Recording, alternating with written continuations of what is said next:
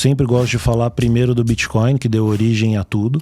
Né? Ela foi efetivamente a primeira criptomoeda ou não?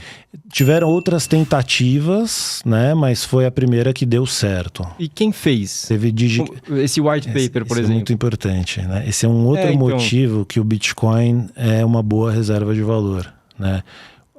O seu criador ou seus criadores conseguiram se manter anônimos. É um pseudônimo chamado Satoshi Nakamoto, né? Tem uma série de teorias de qual criptógrafo, porque exige um nível de conhecimento... Exige um nível hard, né? De conhecimento, de programação, porque... Você tá louco. Porque eu assisti até um documentário faz algum tempo sobre o começo, né? Porque na época ainda nem se falava sobre o que é hoje, né? Na época foi criado o conceito, foi colocado à prova, mas o Bitcoin não valia o que vale hoje.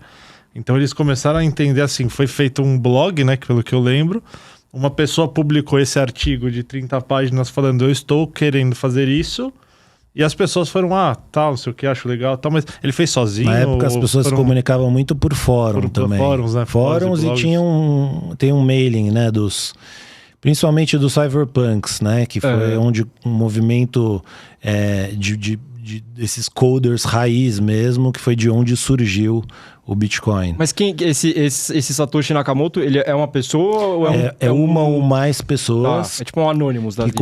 Que conseguiram se manter anônimas ao longo do tempo, né? E não deixou rastros bons o suficientes para alguém conseguir apontar o dedo e falar assim, esse cara é o dono... o cara até que existe um cara com esse nome, mas ele é um tiozinho, não é? É o Dorian Nakamoto. Existe um cara com um nome tipo um meme, né? assim.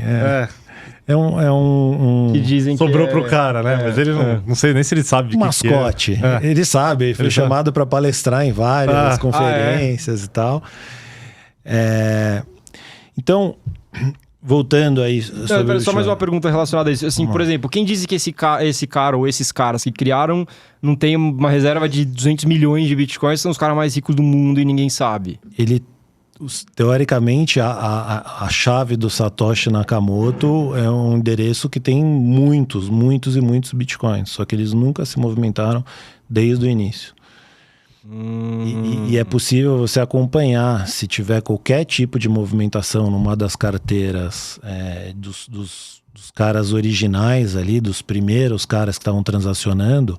Às vezes tem um aviso, teve uma movimentação na carteira do Ralphine, que é um desses caras criptógrafos fodas que estavam lá no início do Bitcoin.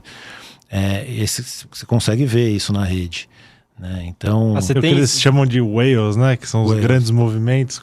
Assim, logicamente você pode programar um bot que vai te avisar quando tiver uma grande transação, entendeu?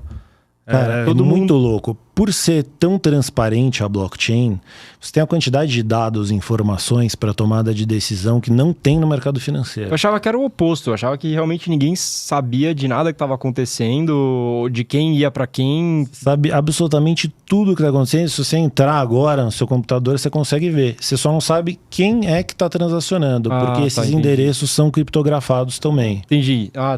Código, parece uma senha, aquela senha sugerida do iPhone que ele manda, sabe? Sim, maiúsculo, minúsculo, número e tal. É isso. Mas então sabem que o Satoshi Nakamoto, que a carteira dele é o código X. Então é só por isso que sabem que aquele código é dele, porque foi tipo o primeiro ou algo do tipo. Porque se eu tenho o meu... E o Satoshi Nakamoto, ele propôs o white paper, ele mandou... Ele estava explicando bem isso. Ele mandou... Ele compartilhou a ideia dele com toda a comunidade de criptógrafos. E aí tinha uma série de outros caras conhecidos que já tinham tentado outros tipos de moedas digitais e que não tinham dado certo. Né? E aí é colaborativo. Entendi. Isso é uma coisa interessante. Até hoje os códigos de cripto são todos open source, os protocolos. Né? Então, se alguém quiser pegar um código, por exemplo, de uma Uniswap, isso acontece direto. Uniswap depois eu vou explicar com calma, mas é uma DEX, uma corretora descentralizada. Eu consigo pegar aquele código, criar um fork daquele código, criar uma bifurcação daquele código e rodar o meu próprio projeto. Claro, não vai ter adesão, não vai ter gente usando, não vai valer nada. Mas se eu conseguir criar alguma coisa em cima daquele código que já existe, que seja revolucionária, legal, as pessoas vão usar.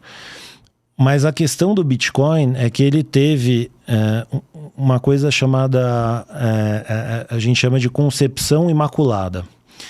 Quando ele foi criado, ninguém estava olhando para o Bitcoin. Quando que foi isso? Quando que saiu esse white paper? 2008 e ele começou a rodar em 2009. Tá. Quando aconteceu isso, ninguém estava olhando. Era uma coisa super underground. Então, quando você está começando um Bitcoin, começando uma criptomoeda, principalmente essas que usam prova de trabalho, se você tem poucos validadores, poucos participantes da rede, essa rede fica muito fácil de ser atacada. Né? Traz pouca confiança. Eu consigo dominar todo o poder de mineração da rede, eu consigo trapacear, enfim, uma série de ataques que são possíveis quando a rede não tem um poder computacional protegendo aquela rede relevante. Entendi. E o Bitcoin ficou muito tempo nessa obscuridade, vamos falar assim. E isso permitiu com que ele se tornasse o que ele é hoje e dele ser seguro como ele é hoje, né? Então hoje você tem mineradores no mundo inteiro e você tem mais de 100 mil pessoas rodando nós ao redor do mundo, né? E a descentralização é justamente o que torna o Bitcoin mais seguro e mais confiável. Você não tem... praticamente impossível, muito caro para alguém conseguir tomar o controle da rede. Pensa do tamanho que você teria que investir para pegar e falar, vamos fazer. Você teria que pegar uma fazenda de mineração do tamanho do Paraguai e lá nem assim a gente sabe se vai ou não entendi. Controlar e manipular um bloco. Né? Exatamente. E é por isso que ninguém consegue atacar o Bitcoin. Para atacar o Bitcoin precisaria ser um país. E mesmo assim... É discutível se o país teria os incentivos para conseguir atacar e manter um ataque desse ao longo do tempo, porque também é caro ao longo do tempo você fazer isso. Mas você tem outras moedas, outros clones do Bitcoin, ou moedas que tentaram copiar o Bitcoin mais tarde, que usam também a prova de trabalho, que foram atacadas. Porque não tinha uma estrutura, que tinha que o Bitcoin tem hoje.